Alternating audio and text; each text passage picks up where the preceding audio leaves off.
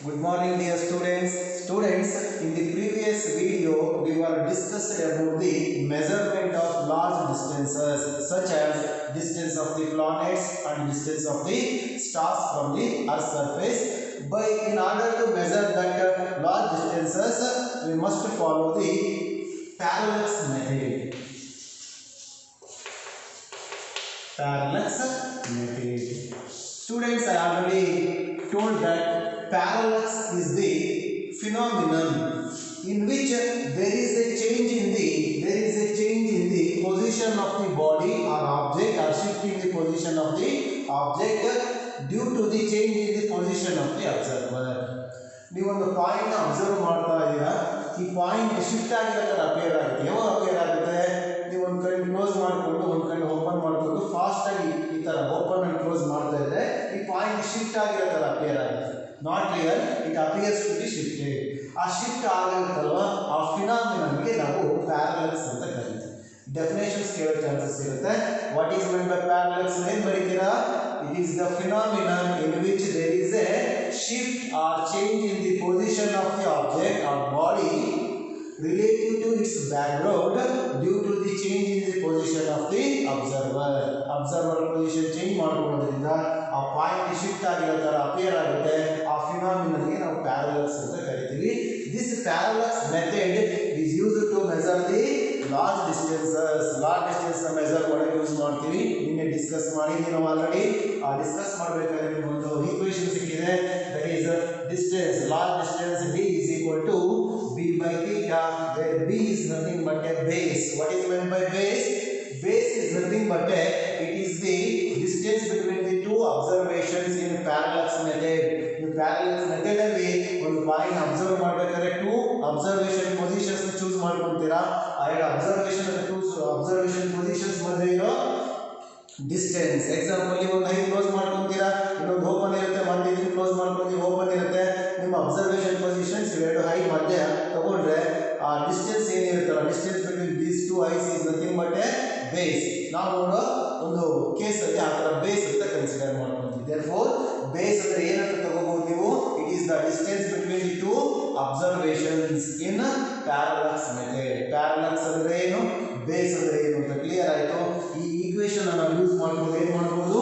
we have to find the large distances such as distance of the planet or star from the earth surface. ನಿಮಗೆ question ಕೂಡ ನಿಮಗೆ clear ಆಗಿದೆ. ಕೇಳ್ತಾರೆ explain the parallax method to measure the large distance. ಅಂದರೆ ನೀವು last ಕ್ಲಾಸಲ್ಲಿ ಏನು with diagram explain ಮಾಡಿರಲ್ಲ, ಈ ಈಕ್ವೇಷನ್ ಎಲ್ಲ ಬರೋ ಥರ ಅದನ್ನ ಅಷ್ಟನ್ನು ನೀವು ಡಿಸ್ಕಸ್ ಮಾಡಬೇಕಾಗಿದೆ. ಕ್ಲಿಯರ್? ಪ್ಯಾರಲಾಕ್ಸ್ ಮೆಥಡ್ ಅಂದರೆ ಏನು, ಪ್ಯಾರಲಾಕ್ಸ್ ಮೆಥಡ್ನ ಯೂಸ್ ಗೊತ್ತಾಯಿತು. Parallax method is also used to determining the size of the moon. ಇದು ಗೊತ್ತಿದೆ ನಿಮಗೆ. ಹಿಂಗೆ ಲಾರ್ಜ್ ಡಿಸ್ಟೆನ್ಸ್ ಮೆಜರ್ ಮಾಡೋಕ್ಕೆ ಮೆಥಡ್ ಯೂಸ್ ಆಗ್ತಾ ಇದೆ, parallax method. This method is also used to determining the size of the moon. ಇಷ್ಟು ನಿಮಗೆ clear ಆಗಿರಬೇಕು ಲಾಸ್ಟ್ ಕ್ಲಾಸಿಂದು. ನೆಕ್ಸ್ಟ್ ನಾವು ಲಾರ್ಜ್ ಡಿಸ್ಟೆನ್ಸಸ್ ಮೆಜರ್ ಮಾಡ್ತೀವಿ. ಗೊತ್ತಿದೆ ನಿಮಗೆ, ಡಿಸ್ಟೆನ್ಸ್ ಮೆಜರ್ ಮಾಡಿದಾಗ ಮೀಟರ್, ಸೆಂಟಿಮೀಟರ್, ಕಿಲೋಮೀಟರ್ ಹೇಳ್ತೀವಿ. ಬಟ್ ಲಾರ್ಜ್ ಡಿಸ್ಟೆನ್ಸಸ್ ಇದ್ರೆ ನಾವು ಬೇರೆ ಬೇರೆ ಯೂನಿಟ್ಸ್ ಯೂಸ್ ಮಾಡಿ ಎಕ್ಸ್ಪ್ರೆಸ್ ಮಾಡ್ತೀವಿ. therefore in order to express the large distances we are using the some units. For example, astronomical unit and also light year. Another one that is nowadays we are using the parsec or parallactic second, because that is the largest unit compared to the other units in order to measure the large distance. ನಾವು measure ಮಾಡ್ತಾ ಇರೋ large distances ಅಲ್ಲಿ suitable unit ಯಾವುದು ಅಂದರೆ ನಮಗೆ ಹೇಗೆ ತಗೊಂಡಿದ್ದು ಅಥವಾ ಆಸ್ಟ್ರಾನಾಮಿಕಲ್ ಯೂನಿಟ್, ಅದಕ್ಕಿಂತ ಸೂಟೇಬಲ್ ಲೈಟ್ ಇಯರ್, ಈಗ ಅದಕ್ಕಿಂತ ಸೂಟೇಬಲ್ ಇರೋ ಯೂನಿಟ್ ನಾವು ಯೂಸ್ ಮಾಡ್ತಾ ಇದ್ದೀವಿ, ದಟ್ ಈಸ್ ಪಾರ್ಸೆಕ್. ಈ 3 ಯೂನಿಟ್ಸ್ ಬಗ್ಗೆ ಡಿಸ್ಕಷನ್ ಇರುತ್ತೆ, ಅದನ್ನೇ ತಗೊಂಡಿದ್ದೀನಿ ನಾನು. Units use to measure the large distances. We are generally use the kilometer, meter, centimeter for the measurement of the ordinary distances, but large distances are measured using the some units. They are astronomical unit, light year and parsec. Now we will discussing about the those units. First one is, write down,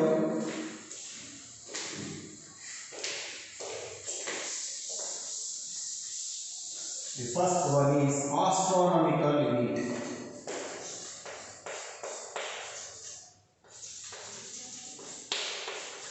Astronomical unit.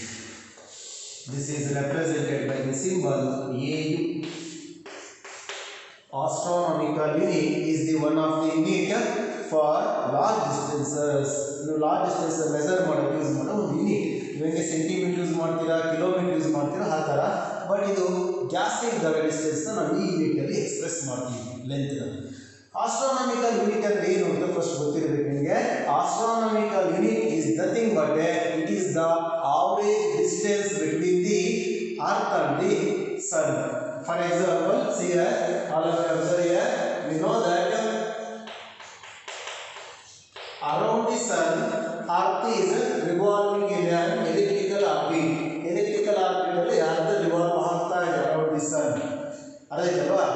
ಅದು elliptical orbit ಇರೋದ್ರಿಂದ ಒಂದೇ distance ಅಲ್ಲಿ ಇರೋದಿಲ್ಲ ಅರ್ಥ. ನೋಡಿ, ಇದು distance ಜಾಸ್ತಿ ಇದೆ, ಇಲ್ಲಿ ಬಂದಾಗ ಅರ್ಥ ಡಿಸ್ಟೆನ್ಸ್ ಕಡಿಮೆ ಆಗುತ್ತೆ, ಇನ್ನೂ ಹತ್ತಿರ ಆಗುತ್ತೆ ಇಲ್ಲಿ ಬಂದಮೇಲೆ. therefore average distance ಏನಿರುತ್ತಲ್ವಾ, ಯಾವ್ದು ಮಧ್ಯೆ distance, distance between the sun and the earth, that is taken as 1 AU. ಇಷ್ಟು ಕ್ಲಿಯರ್ ಆಗಿದೆ. What is meant by or define astronomical unit ಅಂದ್ರೆ ಏನು ಹೇಳ್ತೀರಾ? It is the average distance between the earth and the sun. ಅರ್ಥಾಯ್ತಲ್ವಾ? Earth and the sun ಮಧ್ಯೆ ಇರೋ average distance ನಾವು 1 astronomical unit ಅಂತ ತಗೊಳ್ತೀವಿ. ಅಲ್ಲಿ ಇಮ್ಯಾಜಿನೇಷನ್ ಇರಬೇಕು. 1 ಆಸ್ಟ್ರಾನಮಿಕಲ್ ಯೂನಿಟ್ ಅಂದ್ರೆ ಏನು? It is a particular distance. ಎಲ್ಲಿಂದ ಎಲ್ಲಿರೋದು? ಸನ್ ಇಂದ ಹಾಕಿರೋ distance. That value, the distance, the average distance between the sun and the earth is 1 AU. Earth ಮತ್ತು ಸನ್ ಮಧ್ಯೆ average distance, that value is 1.496 into 10 to the power of 11 meters. Last class ಅಲ್ಲಿ ಬರ್ಕೊಂಡಿದ್ದೀರಾ, recall ಆದರೆ ಸಾಕು ನಿಮಗೆ. What is meant by astronomical unit and what is the relation between astronomical unit and meter ಅಂತ ಕೇಳಿದ್ರೆ ನೀವು ಈ ವ್ಯಾಲ್ಯೂನ ಮೆನ್ಷನ್ ಮಾಡಬೇಕಾಗುತ್ತೆ. 1 astronomical unit is equal to 1.496 into 10 to the power of 11 meters. ಒಂದು astronomical unit ಅಂದ್ರೆ ಎಷ್ಟು ಮೀಟರ್ಸ್ ಅಂತ question ಕೇಳ್ಬೋದು. ಇಲ್ಲಾಂದ್ರೆ generally what is the average distance between earth and sun ಅಂತ ಕೇಳಿದ್ರೆ ನೀವು ಇದನ್ನ ಬರೀತೀರಿ, ಮೀಟರ್ಸ್ ಅಲ್ಲ. ಆಸ್ಟ್ರಾನಮಿಕಲ್ ಯೂನಿಟ್ ಅಂದರೆ ಎಷ್ಟು ಮೀಟರ್ಸ್ ಅನ್ನೋದು ನಿಮಗೆ ಕ್ಲಿಯರ್ ಆಯಿತು. This is the one of the unit in order to measure or express the large distance. ಇದಕ್ಕಿಂತ ಸೂಟೇಬಲ್ ಯೂನಿಟ್ ನೆಕ್ಸ್ಟ್ ನಾವು ಚೂಸ್ ಮಾಡ್ಕೊಂಡಿದ್ದೀವಿ.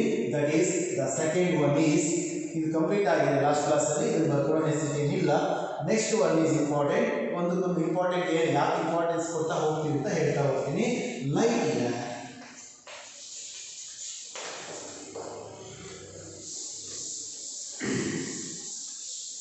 Next unit is light year. It is represented by the symbol LY. Light year. Similar to the astronomical unit, light year is also one of the largest unit in order to measure the distance. ಹಿಂಗೆ ನಾವು astronomical unit choose ಮಾಡ್ಕೊಂತೀವಿ, ಅದೇ ಥರ light year ಕೂಡ large distance measure ಮಾಡೋಕ್ಕೆ choose ಮಾಡ್ತಾ ಇದ್ದೀವಿ. Light year ಅಂದರೆ ಯಾವ ಡಿಸ್ಟೆನ್ಸ್ ಆಗುತ್ತೆ ಅಂತ ಹೇಳಬೇಕಾಗುತ್ತೆ. Light year means it is the distance travelled by the light with a speed of 3 into 10 to the power of 8 meter per second in 1 year. ಅಂದರೆ light 3 into 10 to the power of 8 meter per second ಅಲ್ಲಿ vacuum ಅಲ್ಲಿ travel ಆಗುತ್ತೆ, ಗೊತ್ತಿರೋದೇನು. ಇದು 1 ಇಯರ್ಗೆ ಎಷ್ಟು travel ಮಾಡುತ್ತೋ ಅಷ್ಟು ಡಿಸ್ಟೆನ್ಸ್ನ 1 light year ಅಂತ consider ಮಾಡ್ತೀವಿ. ಫಸ್ಟ್ ಡೆಫಿನೇಷನ್ ಬರ್ಕೊಳ್ಳಿ, ಕ್ಲಿಯರ್ ಆಗುತ್ತೆ. ಇದರ ವ್ಯಾಲ್ಯೂನ ನೆಕ್ಸ್ಟ್ ನಾವು ಕ್ಯಾಲ್ಕುಲೇಟ್ ಮಾಡ್ತಾ ಹೋಗ್ತೀವಿ. Light year means it is the distance traveled by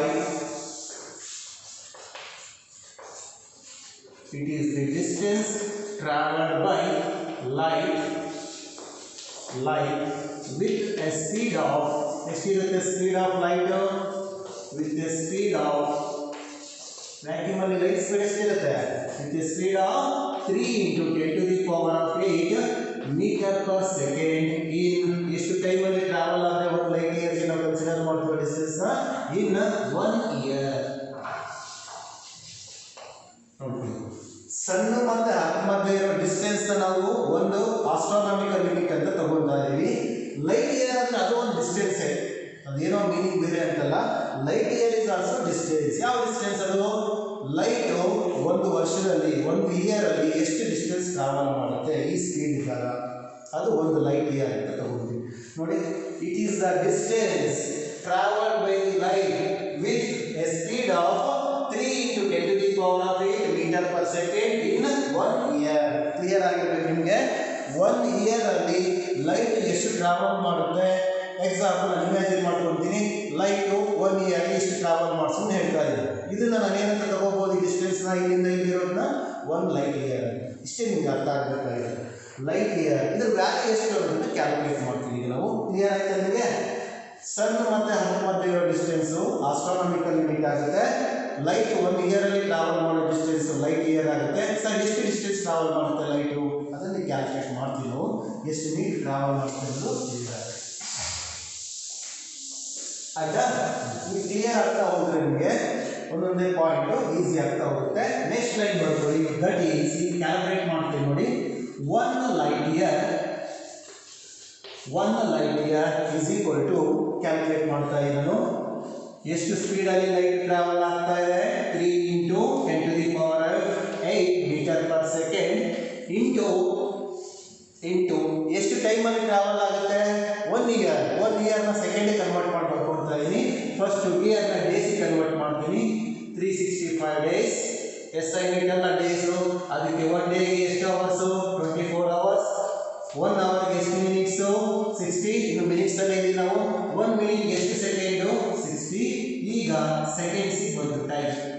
1 year ಅಂತ ನಾನು ಬರೀಲಿಲ್ಲ ನೋಡ್ಬೋದು. 1 year ನಾನು ಸೆಕೆಂಡಿಗೆ ಕನ್ವರ್ಟ್ ಮಾಡಿ ಬರ್ಕೊಂಡೆ. ಹೀಗೆ ಇವೆರಡು ಮಲ್ಟಿಪ್ಲೈ ಮಾಡಿದ್ರೆ ನಮಗೆ the final value is 9.46 into 10 to the power of 15 ಬರುತ್ತೆ.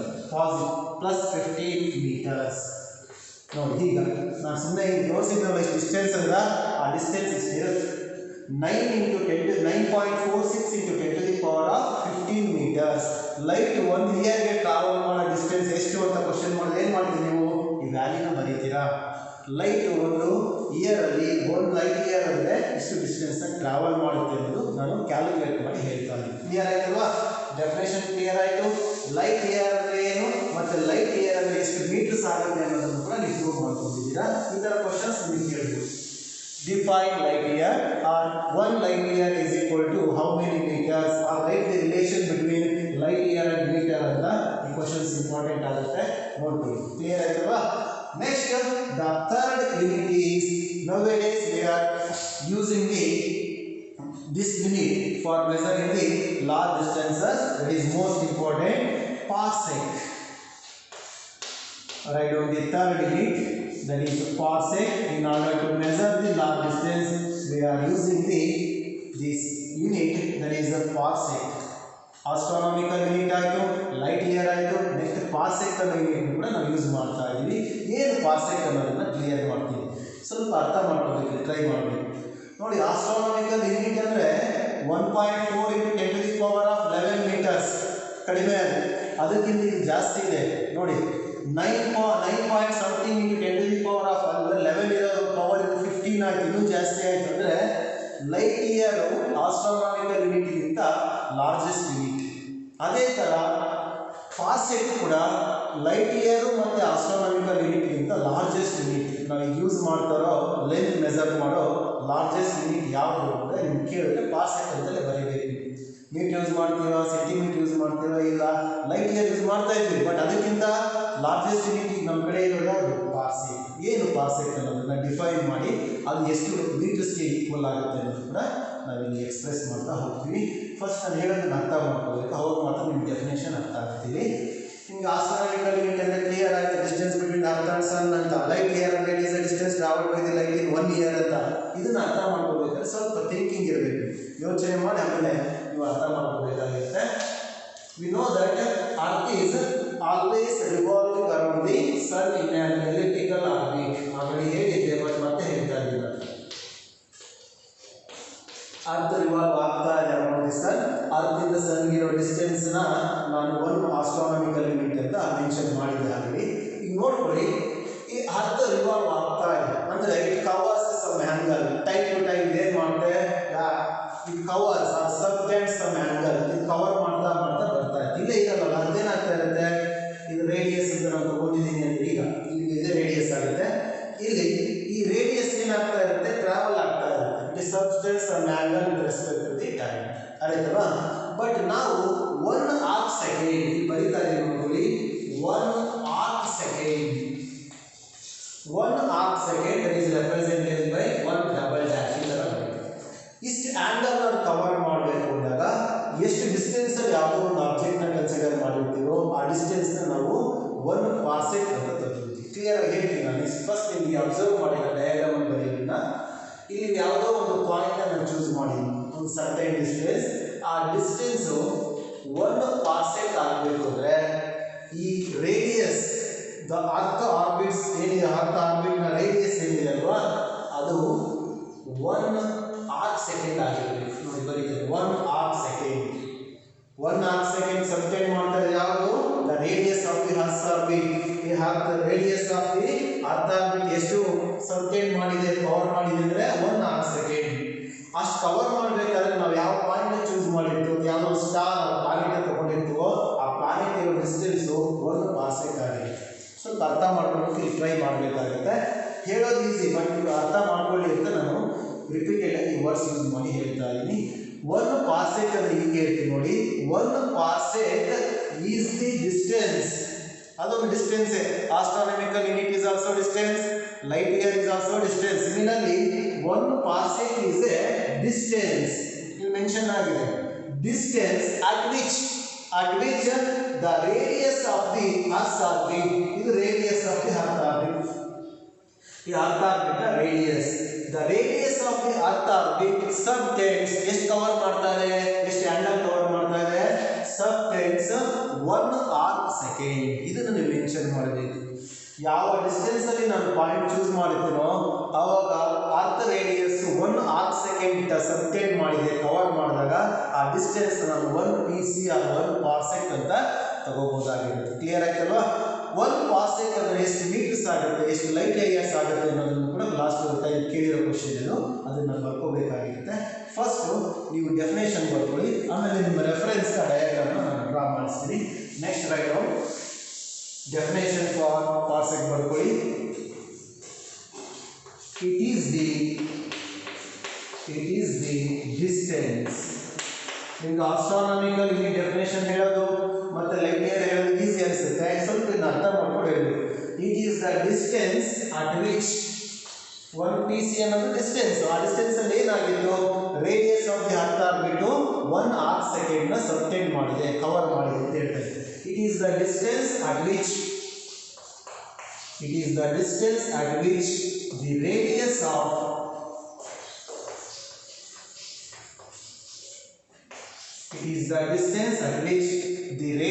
of Earth's orbit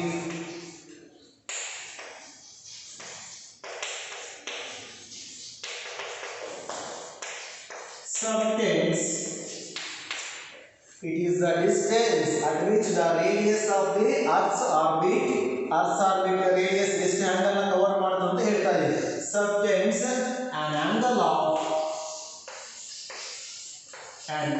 of 1 arc second. 1 arc second. Right when you draw it 1 double dash 1 arc second. Second ನಾವು ಈ ತರ ಮೆನ್ಷನ್ ಮಾಡ್ತೀವಿ. ಹಾಗಾಗಿ ನಿಮಗೆ ಪ್ಲೇನ್ ಆಂಗಲ್ಸ್ ಅಲ್ಲಿ ಹೇಳಿದ್ದೀನಿ, relation between second, minute, degree, radian conversions ಎಲ್ಲ ಹೇಳಿದ್ದೀನಿ. Parsec is the distance at which the radius of the earth orbit subtends an angle of 1 arc second. 1 arc second ಅಷ್ಟು ಅದು ಕವರ್ ಮಾಡಿಕೊಂಡ್ರೆ ಆಗ ಡಿಸ್ಟೆನ್ಸ್ ಏನಿರುತ್ತಲ್ವ ನಾವು ತಗೊಂಡಿರೋ ಪಾಯಿಂಟ್ ಇಂದ ಸನ್ ಇರೋ distance, generally the distance is taken as A 1 parsec.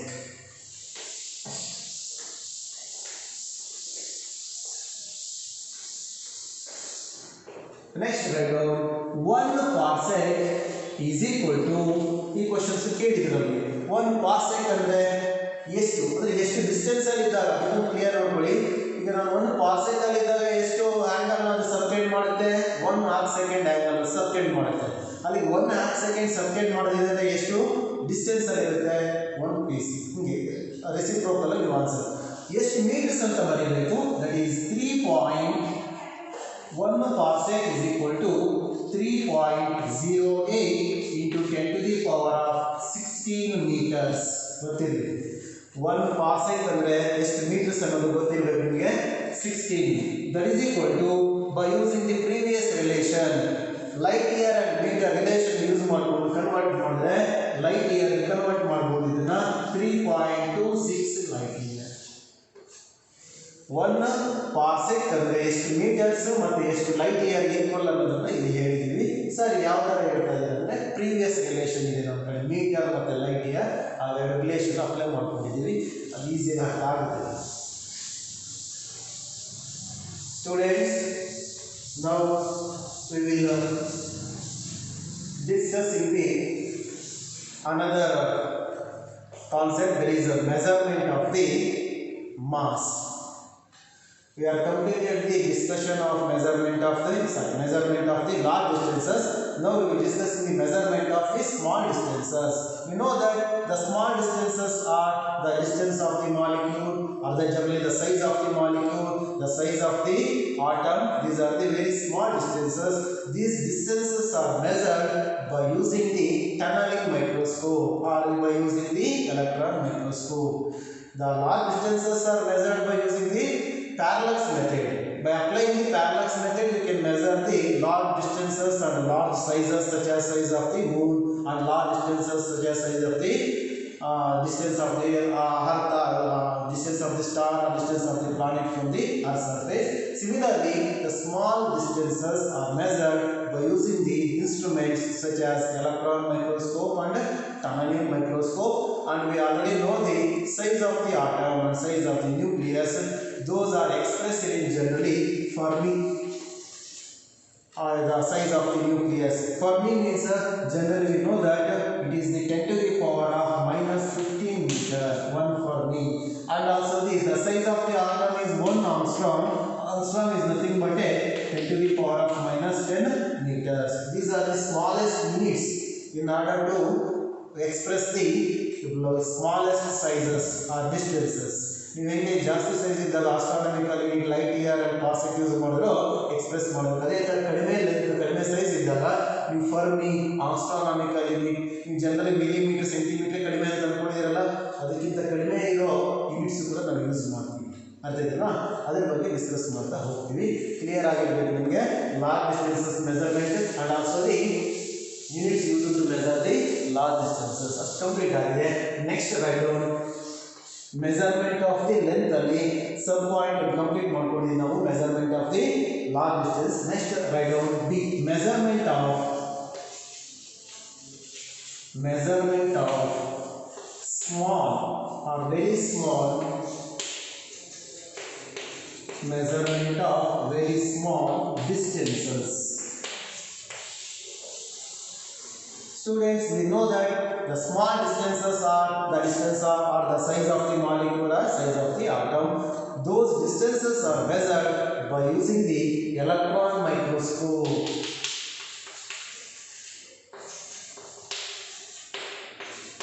Electron microscope, but nowadays we are using the tunneling microscope. Tunneling microscope. The tunneling microscope has better resolution than electron microscope. ಮುಂಚೆ electron microscope use ಮಾಡ್ತಾ ಇದ್ವಿ but resolution ಜಾಸ್ತಿ ಇರೋದು ನಮಗೆ tunnelling microscope. ಈಗ use ಮಾಡ್ತಾ ಇರೋದು ನಾವು ಟನಲಿಂಗ್ ಮೈಕ್ರೋಸ್ಕೋಪ್ನ ಕಡಿಮೆ ಸೈಜ್ನ ಕಡಿಮೆ ಲೆಂತ್ನ ಮೆಜರ್ ಮಾಡೋಕ್ಕೆ ನಾವು ಯೂಸ್ ಮಾಡ್ತೀವಿ ಆ್ಯಂಡ್ ನಾವು ಎಕ್ಸ್ಪ್ರೆಸ್ ಮಾಡ್ತೀವಿ. ಗೊತ್ತಿದೆ ಭಾಳ ಕಡಿಮೆ ಸೈಜ್ ಅಂದರೆ ಏನು ಹೇಳ್ತೀವಿ? ಆಟಮ್ ಸೈಜ್ ಹೇಳ್ತೀವಿ, ನ್ಯೂಕ್ಲಿಯಸ್ ಸೈಜ್ ಹೇಳ್ತೀವಿ. ಆ ಥರದನ್ನೆಲ್ಲ ಮೆಜರ್ ಮಾಡಿರೋದು ಇನ್ಸ್ಟ್ರೂಮೆಂಟ್ ಯೂಸ್ ಮಾಡಿ ಅದೊಂದು ಬರ್ಕೊಳ್ಳಿ. The size of molecules and atoms. The size of molecules and atoms can be measured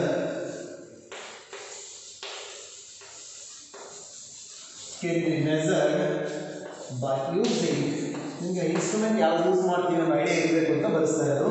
by using electron microscope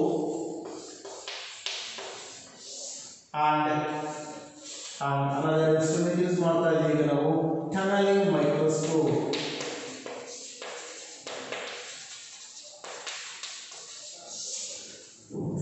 In order to measure the very small sizes, we are using the tunneling under electron microscope. For example, we are already measured the size of the atom and the size of the nucleus. Those are the best example. Try to the first example. The size of an atom is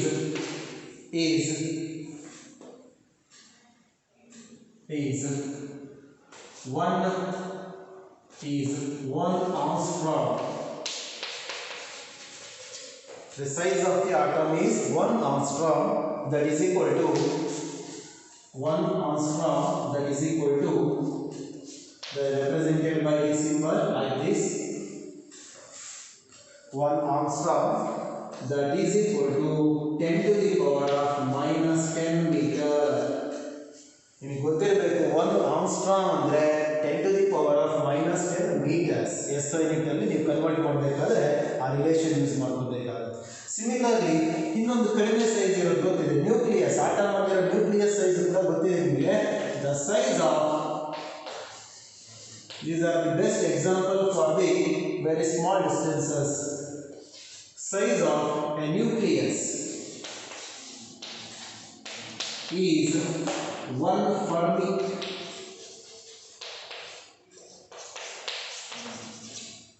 The size of the nucleus is 1 Fermi. That value is 1 Fermi is equal to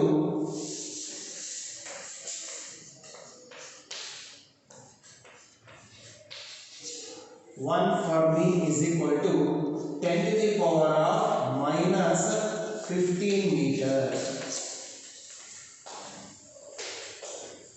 Clear ಆಯ್ತಾ? ಈಗ length measurement ಅಲ್ಲಿ large length ನ measure ಮಾಡೋ methods and also the units ಯಾವ use ಮಾಡ್ತೀವಿ ಅನ್ನೋದು ಹೇಳ್ತಾ ಇತ್ತು. ಕ್ಲಿಯರ್? ಈಗ measurement of the very small distances are measured by using electron and tunnelling microscopes and the best examples are the size of the atom and nucleus. ಇದು ಬಹಳ ಕಡಿಮೆ size ನಾವು ಮೆಜರ್ ಮಾಡಿರೋದು. ಜನರಲಿ ಈ ಯೂನಿಟ್ಸ್ ಯೂಸ್ ಮಾಡಿ ನಾವು ಹೇಗೆ astronomical unit, light year ಈ ಥರ ಯೂನಿಟ್ಸ್ ಯೂಸ್ ಮಾಡ್ತೀವಲ್ವಾ, ಅದೇ ಥರ ಕಡಿಮೆ ಸೈಜಸ್ನ ಡಿಸ್ಟೆನ್ಸಸ್ನ ಮೆಜರ್ ಮಾಡೋಕ್ಕೆ astronomical units, angstrom and also the fermi ಈ ಯೂನಿಟ್ಸ್ನ ನಾವು ಯೂಸ್ ಮಾಡ್ತೀವಿ. ಇದೊಂದು ಕ್ಲಿಯರ್ ಆಗಬೇಕು ನಿಮಗೆ. ಅಲ್ಲಿಗೆ ನೀವು ಲಾರ್ಜ್ ಮತ್ತು ಸ್ಮಾಲ್ ಡಿಸ್ಟೆನ್ಸಸ್ ಬಗ್ಗೆ ಡಿಸ್ಕಸ್ ಮಾಡಿದ್ದೀರಾ, ಇದೊಂದು ಟೈಮ್ ರಿಕಾಲ್ ಮಾಡ್ತೀವಿ. Next we will go for the another fundamental quantity, that is the measurement of the mass. Second one, measurement of mass.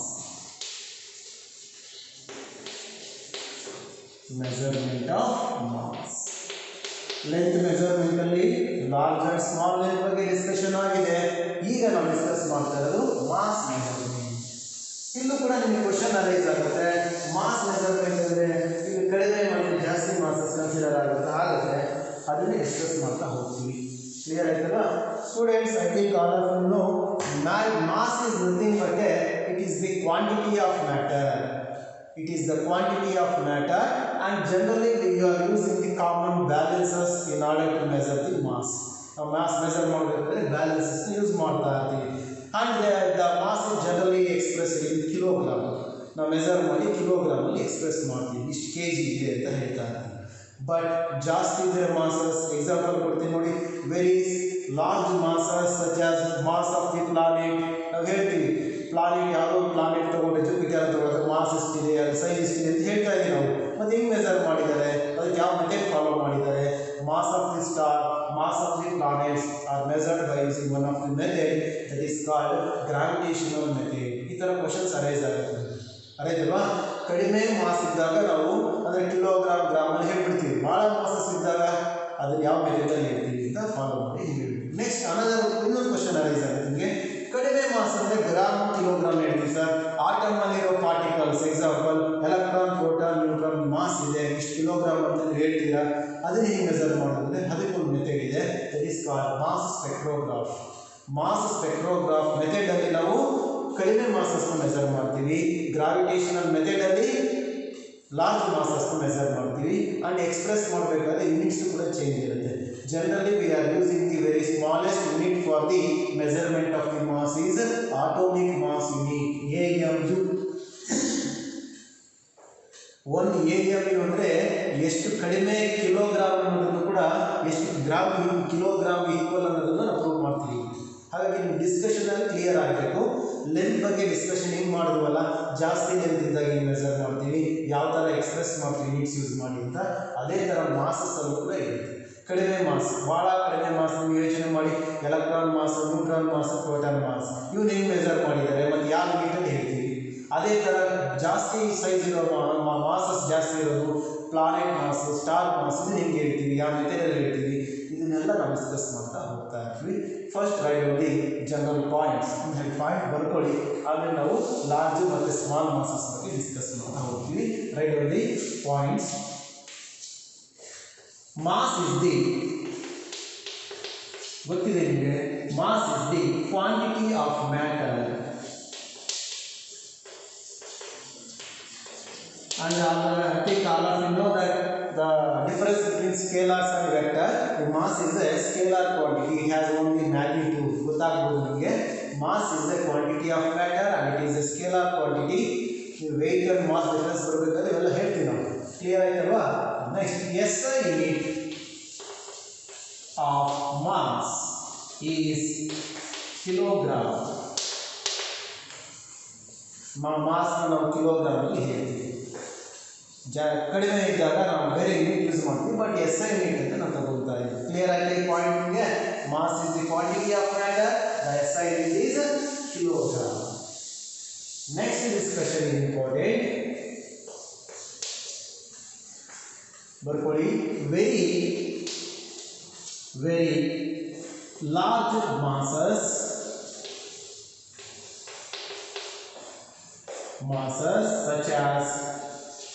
such as mass of stars or planets, mass of the stars or planets can be estimated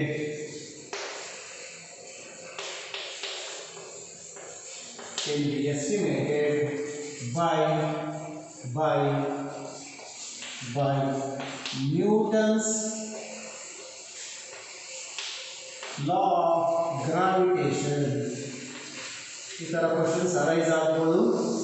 Newton's law of gravitation, generally gravitational method ಅಂತಲೂ ನೀವು ಹೇಳ್ಬೋದು. I think all of you know the statement for Newton's law of gravitation. What is that? According to Newton's law of gravitation, the force of attraction between any two bodies in the universe is directly proportional to the product of the masses and inversely proportional to the square of the distance between them.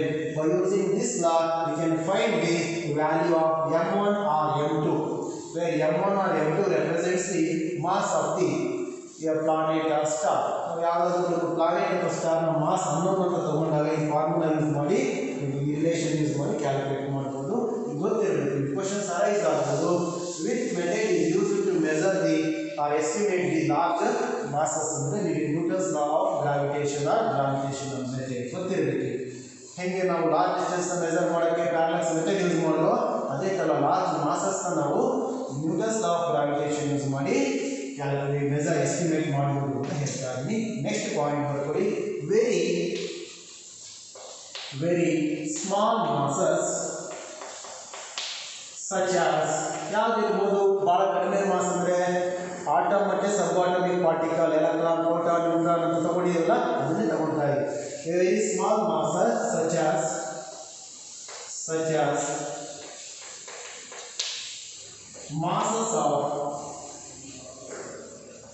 masses of atomic and subatomic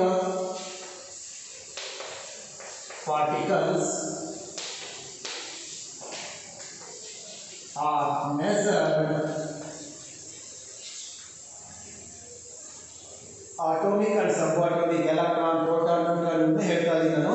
are measured by mass spectrograph.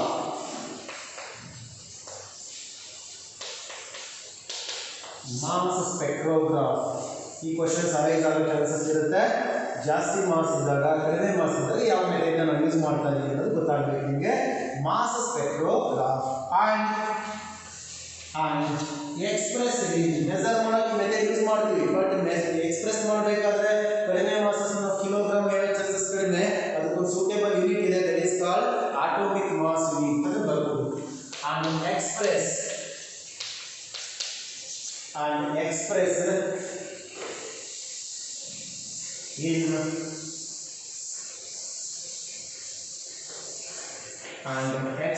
in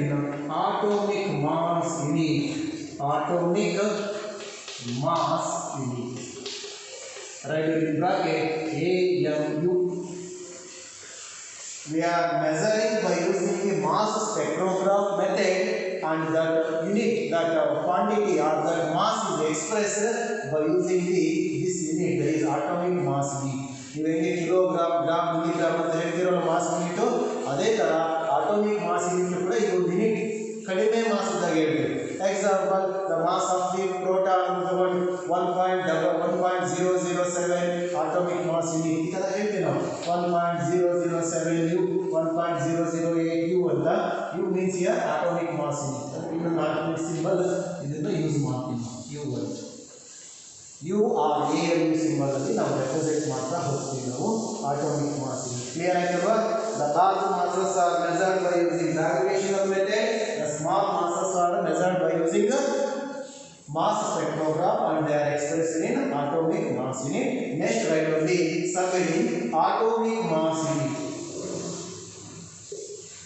Atomic mass unit AMU.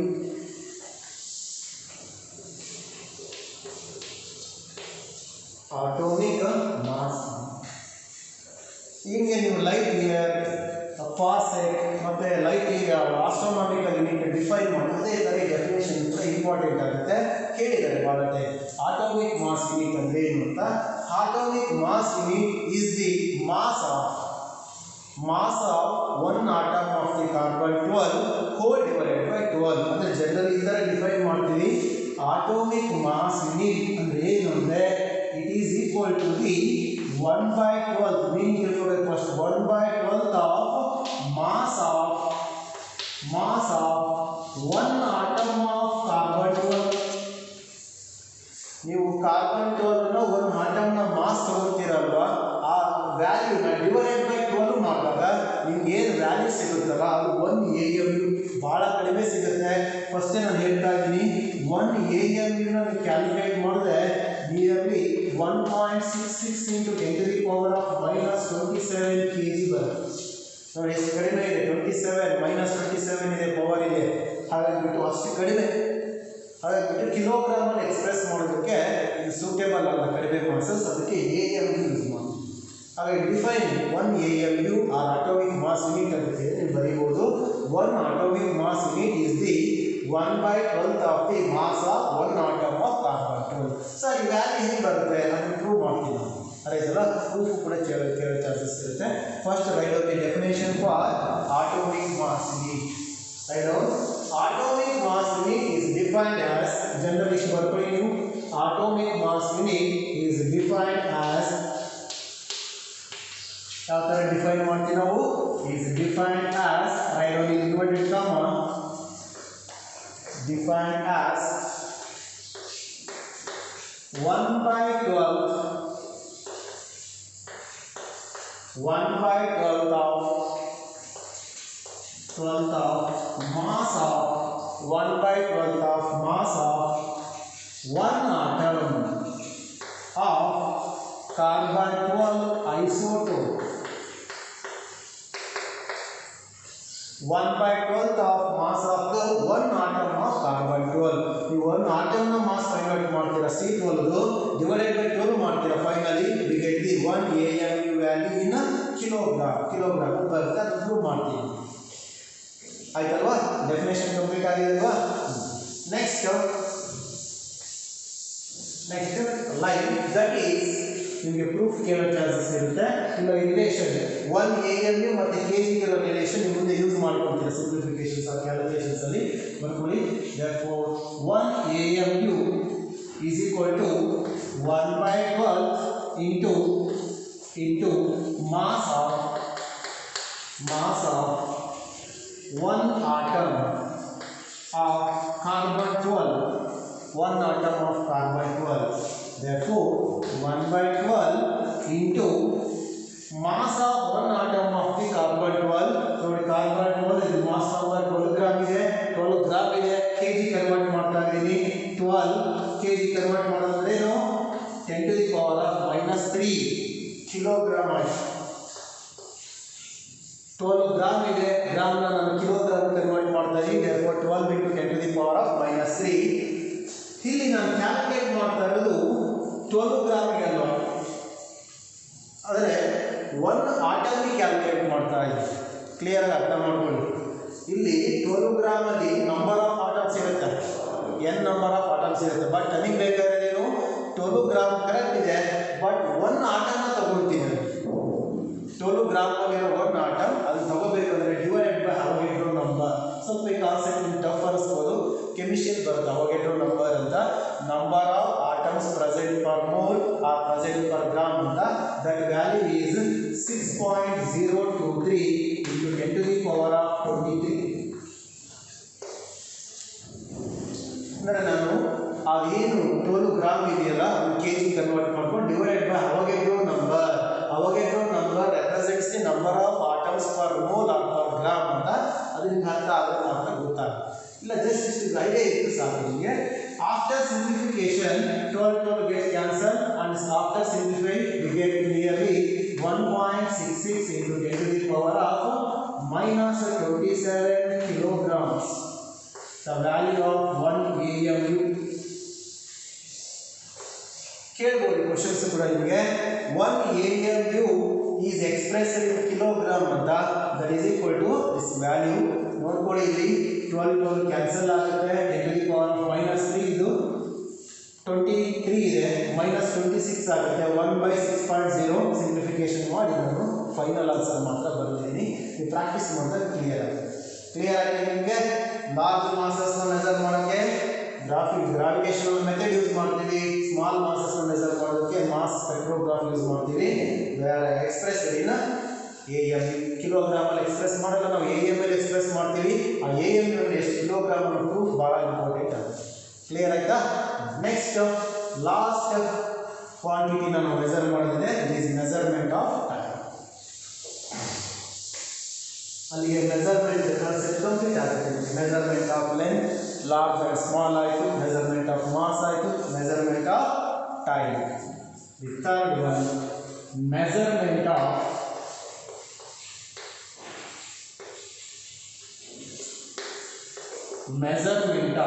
time.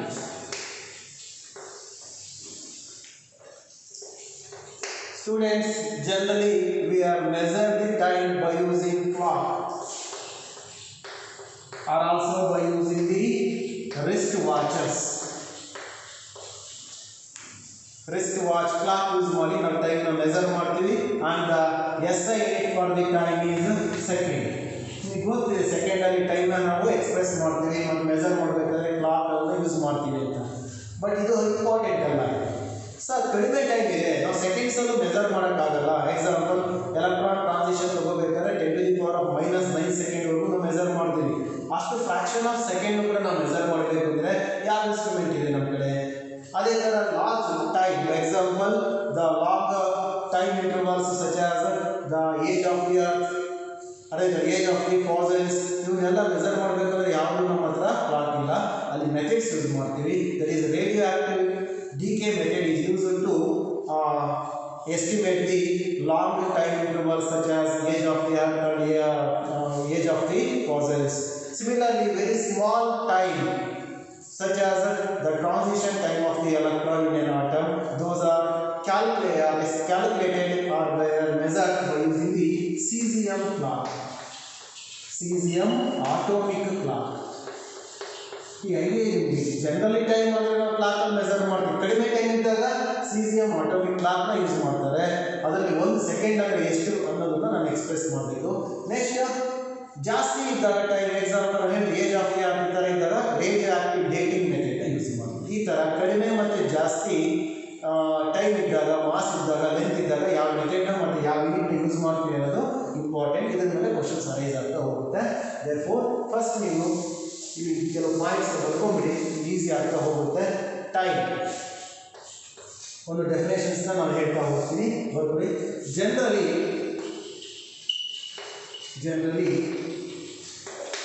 time is measured using clock or wristwatch. Now generally clock and wristwatches use ಮಾಡಿ measure ಮಾಡ್ತೀವಿ. Next, SI unit of time is ಗೊತ್ತಿದೆ ನಿಮಗೆ already. SI unit of the time is second. ನಿಮಗೆ sometimes define 1 second ಅಂತ ಕೇಳಿದ್ರೆ ಒಂದು method ಹೇಳ್ತೀನಿ, ಬಹಳ ಈಸಿ ಮೆಥಡ್, ಅದನ್ನ ನೆನಪಿಟ್ಕೊಳ್ಳಿ. We know that the velocity of light in vacuum is 3 into 10 to the power of 8 meter per second. That means light traveled with a velocity 3 into 10 to the power of 8 meter per second in vacuum. That means 1 meter ಅಲ್ಲಿ 1 second ಅಲ್ಲಿ ಇಷ್ಟು metre travel ಮಾಡುತ್ತೆ. ಹಾಗಾಗಿ second define ಮಾಡೋದು ಇದು standard value. ಯಾವ ಥರ define ಮಾಡ್ಬೋದು ಸೆಕೆಂಡ್ ಅಂದರೆ, the second is the time during which are in that time the light travels the distance 3 into 10 to the power of 8. ಕರೆಕ್ಟಾಗಿ ಅರ್ಥ ಮಾಡ್ಕೊಳ್ಳಿ. ನಿಮಗೆ ಲೈಟು ಟ್ರಾವೆಲ್ ಮಾಡ್ತಾ ಹೋದರೆ ಒಂದು ಸೆಕೆಂಡ್ಗೆ ಎಷ್ಟು ಡಿಸ್ಟೆನ್ಸ್ನ ಟ್ರಾವೆಲ್ ಮಾಡುತ್ತೆ ಗೊತ್ತಾ? ಅದು ಡಿಸ್ಟೆನ್ಸ್ ಇದು ಕೊಟ್ಟಿದ್ದಾರೆ. ಲೈಟ್ 1 ಸೆಕೆಂಡ್ಗೆ ಟ್ರಾವೆಲ್ ಮಾಡೋ ಡಿಸ್ಟೆನ್ಸ್ ಇದು. ಹಾಗಾಗಿ 1 ಸೆಕೆಂಡ್ ಅಂದರೆ ಏನಾಗುತ್ತೆ? 1 ಸೆಕೆಂಡ್ ಅಂದರೆ ಏನು? It is the time during which the light travel with a distance 3 into 10 to the power of 8. ಹಿಂಗೆ ರೆಸಿಪ್ರೋಕಲ್ ಆಗಿ ಆನ್ಸರ್ ಮಾಡಿದ್ರೆ ಈಸಿಯಾಗಿ ಗೊತ್ತು. 1 ಸೆಕೆಂಡ್ ಅಂದರೆ ಒಂದು ಸ್ಟ್ಯಾಂಡರ್ಡ್ ವ್ಯಾಲ್ಯೂ ಟೈಮ್. ಆ ಸ್ಟ್ಯಾಂಡರ್ಡ್ ಟೈಮಲ್ಲಿ ನಾವು ಯಾವುದನ್ನ ಬೇಸಿಸ್ ಆಗಿ ಡಿಫೈನ್ ಮಾಡ್ಬೋದು ಅಂತ ಹೇಳ್ತಾರೆ. ಕ್ಲಿಯರ್ ಆಯ್ತಲ್ಲ? ಹೇಳ್ಬೋದು ಏನಂತೆ, ಡಿಫೈನ್ 1 ಸೆಕೆಂಡ್ ಅಂತ ಹೇಳ್ಬೋದು. 1 second is the time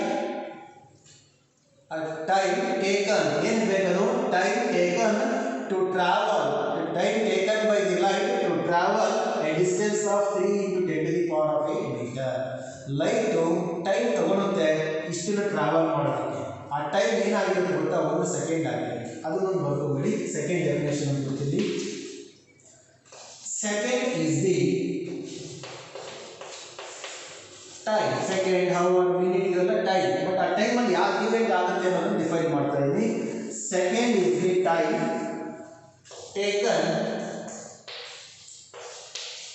taken by the light. Second is the time taken by the light to travel a distance of ಎಷ್ಟು ಟ್ರಾವೆಲ್ ಮಾಡುತ್ತೆ ಆ ಟೈಮಲ್ಲಿ ಅಂತ ಗೊತ್ತಿದೆ ನಿಮಗೆ ಆಲ್ರೆಡಿ. ಅದು constant value 3 into 10 to the power of 8 meters. ನೋಡ್ಕೊಳ್ಳಿ, second ಅನ್ನೋದು ಟೈಮು. ಆ ಟೈಮಲ್ಲಿ ಲೈಟ್ ಏನು ಮಾಡುತ್ತೆ? ಇಷ್ಟು ಡಿಸ್ಟೆನ್ಸ್ ಟ್ರಾವೆಲ್ ಮಾಡುತ್ತೆ. ಹಾಗಾಗ್ಬಿಟ್ಟು ಲೈಟು ಅಷ್ಟು ಡಿಸ್ಟೆನ್ಸ್ ಟ್ರಾವೆಲ್ ಮಾಡಿದೆ ಅಂದ ತಕ್ಷಣ ನಾನು ಹೇಳ್ಬೋದು ಲೈಟ್ 1 ಸೆಕೆಂಡ್ ತಗೊಂಡಿದೆ ಆ ಡಿಸ್ಟೆನ್ಸ್ ಟ್ರಾವೆಲ್ ಮಾಡೋದಕ್ಕೆ. ಕ್ಲಿಯರ್ ಆಯ್ತಲ್ಲ ಹೇಳಿದ್ದು? ಕಂಪ್ಲೀಟ್ ಆಯ್ತಾ? ಈಗ second define ಮಾಡೋದಾಯ್ತು.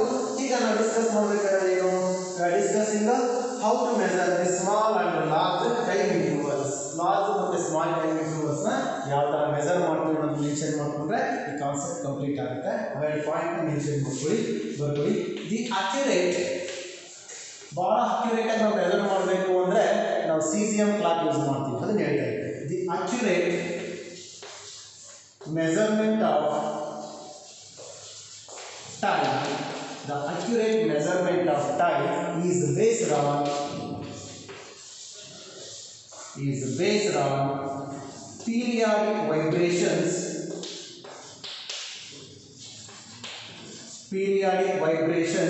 producing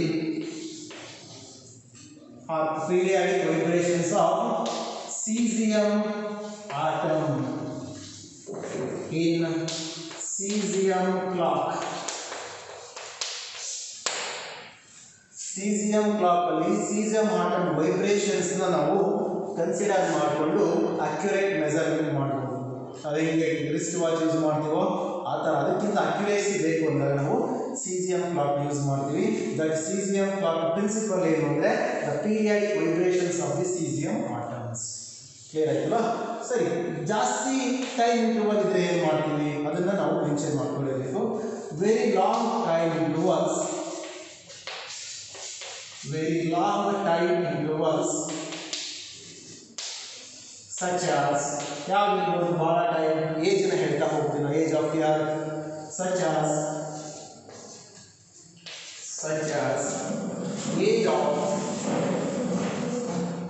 earth, fossils are estimated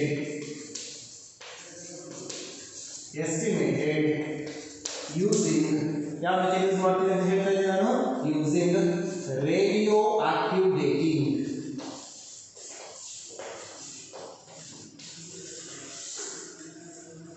The large time intervals are estimated by using the radioactive dating. Radioactive dating method ಅಲ್ಲಿ ನಾವು ಲಾರ್ಜ್ ಟೈಮ್ ಇಂಟರ್ವಲ್ಸ್ ನಾವು ಮೆಜರ್ ಮಾಡ್ತೀವಿ. ಕಡಿಮೆ ಟೈಮ್ ಇದ್ದಾಗ periodic vibrations of the caesium atom ಅಂದರೆ caesium atomic clock ನಾವು use ಮಾಡ್ತೀವಿ. Clear ಆಯ್ತಲ್ವಾ? ಈ ಥರ ನೀವು ನೋಡ್ಬೋದು difference time, mass and length ಮೆಜರ್ಮೆಂಟಲ್ಲಿ large and small time intervals, mass and length, ಈ ಥರ ಕಡಿಮೆ ಮತ್ತು ಜಾಸ್ತಿ ಮಾಸಸ್ಸು, ಸೈಜು, ಟೈಮು ಇದನ್ನು ಯಾವ ಥರ ಮೆಜರ್ ಮಾಡ್ತೀವಿ ಅನ್ನೋದನ್ನ ಡಿಸ್ಕಸ್ ಮಾಡಿರೋದು. ಇಷ್ಟನ್ನು ರೀಕಾಲ್ ಮಾಡ್ಬೋದು. Next we will discussing about the accuracy, error and precision of the measurement. ಮೆಜರ್ಮೆಂಟಲ್ಲಿ ಯಾವ ಥರ ಅಕ್ಯುರೇಸಿ, ಯಾವ ಥರ ಎರರ್, ಪ್ರಿಸಿಷನ್ಸ್ ಬರುತ್ತೆ, ಯಾವ ಥರ ಡಿಫೈನ್ ಮಾಡ್ಬೋದು ಅನ್ನೋದನ್ನು ಡಿಸ್ಕಸ್ ಮಾಡಿ ನೆಕ್ಸ್ಟ್ ಟೈಪ್ಸ್ ಆಫ್ ಎರರ್ಸ್ ಅಂತ ಬರುತ್ತೆ. ಅದಾದಮೇಲೆ ಒಂದು ಕಾನ್ಸೆಪ್ಟ್ ಇರುತ್ತೆ ನಿಮಗೆ, ದಟ್ ಈಸ್ ಡೈಮೆನ್ಷನಲ್ ಅನಾಲಿಸಿಸ್. ಭಾಳ ಇಂಪಾರ್ಟೆಂಟ್ ಈ ಚಾಪ್ಟರ್. ಮಾರ್ಕ್ಸ್ ಓರಿಯೆಂಟೆಡ್ ಆಗಿ ಓದೋಕ್ಕಿಂತ first and second chapter marks oriented ಅಲ್ಲ, ನಿಮ್ಮ ನಾಲೆಡ್ಜ್, ನಿಮಗೆ ಕೆಲವು ಡೌಟ್ಸ್ ಇರುತ್ತೆ ಅದನ್ನು ಕ್ಲಿಯರ್ ಮಾಡ್ತಾ ಹೋಗ್ತಾರೆ. ಕಡಿಮೆ ಟೈಮ್ ಇದ್ದರೆ ಹೆಂಗೆ ಮೆಜರ್ ಮಾಡ್ಬೋದು, ಇನ್ನೂ ಜಾಸ್ತಿ ಟೈಮ್ ಇದ್ದರೆ ಯಾವ ಥರ, ಲೆಂತ್ ಜಾಸ್ತಿ ಇದೆ ಯಾವ ಥರ ಮೆಜರ್ ಮಾಡಿದೆ ಹೇಳ್ತಾ ಇರ್ತಾರೆ. ಸ್ಟಾರ್ ಯಾವುದೋ ಸ್ಟಾರ್ ಎಷ್ಟು ಡಿಸ್ಟೆನ್ಸಲ್ಲಿದೆ, ಅದು ಸೈಜ್ ಎಷ್ಟಿದೆ, ಮೂನ್ ಸೈಜ್ ಎಷ್ಟಿದೆ, ಸನ್ ಸೈಜ್, ಅದನ್ನು ಯಾವ ಥರ ಹೇಳ್ತೀವಿ ಅನ್ನೋದನ್ನು ಕ್ಲಿಯರ್ ಮಾಡ್ತಾರೆ. ಕ್ಲಿಯರ್ ಆಯ್ತಲ್ಲ? ಇನ್ನು ನೋಟ್ಸ್ ನೀವು ಕಾಮನ್ನಾಗಿ ಬರೀತಾ ಹೋಗಬೇಕು. ಎಲ್ಲೂ ಕೂಡ ನೀವು ಕಂಟಿನ್ಯೂ ಮಾಡಬಾರ್ದು. ಡಿಸ್ಕಂಟಿನ್ಯೂ ಮಾಡಿದ್ರೆ ನಿಮ್ಗೆ ತೊಂದರೆ ಆಗುತ್ತೆ ಮುಂದೆ ಹೋಗೋದು. Thank you students.